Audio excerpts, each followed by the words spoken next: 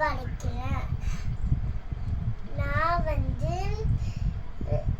வந்து ஒரு ஸ்டோரி சொல்ல போறேன். ஒரு ராஜா இருந்தாரா, அவருக்கு ஒரு மந்திரி இருந்தார். அவர் போய் தென்னாலிராமா. அவர் வந்து எப்போ எல்லாம் நன்மைக்கு சொல்லிட்டே இருப்போம்.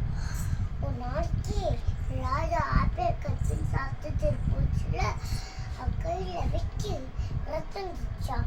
அப்புறமா தென்னாலிட்ட போய் சொல்லியிருக்காரு, தென்னாலி எனக்கு இது மாதிரி ஆப்பிள் கட் பண்ணி சாப்பிட்டுருக்கோம்னு சொல்லி கையில குத்தி ரத்தம் இருந்துச்சு. அதெல்லாம் நினைக்கிறேன் ராஜா ரொம்ப கோபமாயிருக்காரு. நீங்க போய் ஜெயில போடுவாங்க சொல்லிட்டான். அதுவும் நன்மைக்குன்னா ராஜா சொல்லியிருக்காரு. ராஜாவுக்கு ரொம்ப கோபமாய் காட்டுக்குள்ள ரொம்ப தூரம் வீட்டுக்கு போயிட்டாரா. காட்டுவாசி வந்து பிடிச்சி போய் கைய அந்த கல்ல தொழில் வச்சு கட்ட போட்டாங்களா. அவ கல்ல அடிபட்டு இருக்குது பட்டாங்க. ஒரு கையில அடிபட்டு இருக்கு.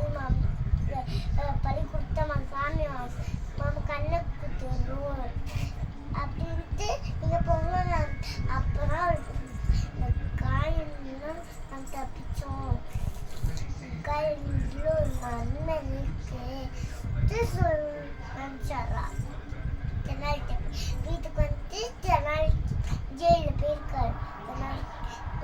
வெளியில விடுங்க அது சொல்லியிருக்காரு. அவங்க விட்டாங்க. தென்னாலி சொன்ன காயில நான் ஆயிட்டு போயிட்டேன் தப்பிச்சேன். காயில் நினைத்தாங்க. ஆமா தென்னாலி உன்னை ஜெயில அண்ணா சொன்னியா, அது எதுக்கு அப்படி கேட்டிருக்காரு. ராஜா நீங்க வேட்டைக்கு நீங்க இங்கே இருந்தேன்னா நீங்களே என்னை வேட்டைக்கு கூட்டு போய் கையில் அடிப்பட்டுருக்குன்னா உங்களை விட்டுருவாங்க. ஆனால் என் கையில் எங்கேயுமே அடிப்படல. என்னெல்லாம் படி கொடுத்துருப்பாங்க. இப்போ புரியுதா?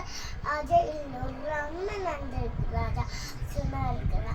அப்பதான் புரிஞ்சுது இன்னொரு நன்மைக்கு இல்லைன்னு என்ன தெரியுது.